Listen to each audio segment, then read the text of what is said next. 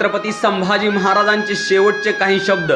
आबासाहेब, तुम्ही आबाळाच्या डोळ्यातून पाहत असाल मला, पण मला तुमचं आबाळा एवढं रूप पाहायला डोळेच राहिले नाही. तो आग्र्याहून येत असताना तुमचा हात विश्वासाने हातात घेऊन म्हणालो होतो, आमची फिकीर करू नका आबासाहेब, आम्ही सुखरूप गडावरती पोचू. तसा तुम्ही माझा हात विश्वासाने हातात घ्याल का आबासाहेब?